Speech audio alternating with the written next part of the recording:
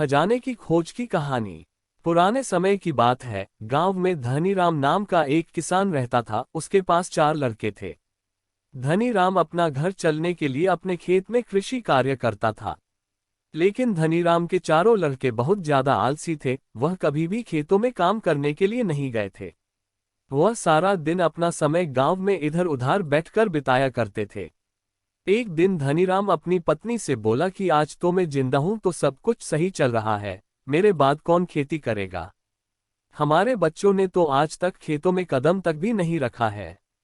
धनीराम पत्नी ने इस पर कहा, कोई बात नहीं, धीरे धीरे यह काम करने लगेंगे।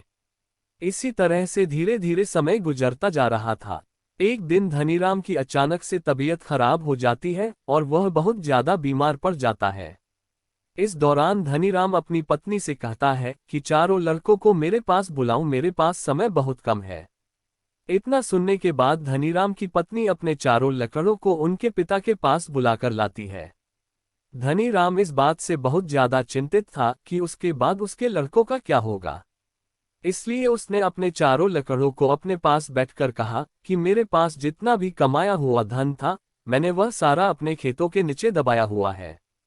जब मैं इस दुनिया में ना रहूं तो मेरे बाद तुम खेतों में से दबाया हुआ सारा खजाना निकलकर आपस में बांट लेना है। इतना सुनने के बाद धनीराम के चारों बेटे बहुत खुश हुए। इसके कुछ समय बाद धनीराम की बहुत ज्यादा बीमार होने की वजह से मृत्यु हो गई।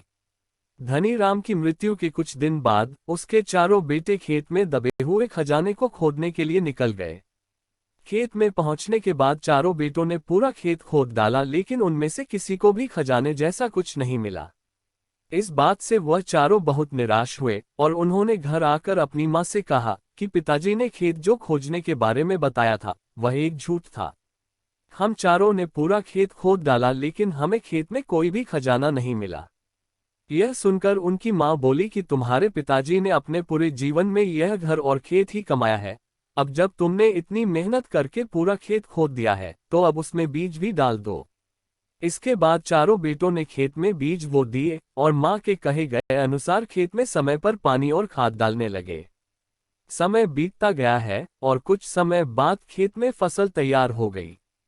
फसल काटने के बाद चारों बेटों ने फसल को बाजार में बेचा और उससे जो भी पैसे मिले उससे उन्हें बहुत खुशी मिली। इसके बाद जब चारों बेटे घर गए तो मां ने कहा कि बेटा, तुम्हारे पिताजी तुम्हें यही समझाना चाहते हैं कि जो हम मेहनत करते हैं उसके बदले में ही हमें खजाना मिलता है। मॉरल ऑफ द स्टोरी, इस कहानी से हमें यह सीख मिलती है, अगर हमें अपने जीवन में सफल होना है तो हमें मेहनत करनी चाहिए। अगर कोई भी व्यक्ति ज्यादा आलस करता है तो वह अपने जीवन का कीमती समय बर्बाद कर रहा होता है। आपको हमेशा अपने जीवन में सही दिशा में मेहनत करनी चाहिए। Thank you for watching. Please like, share, comment and subscribe We Love Stories channel.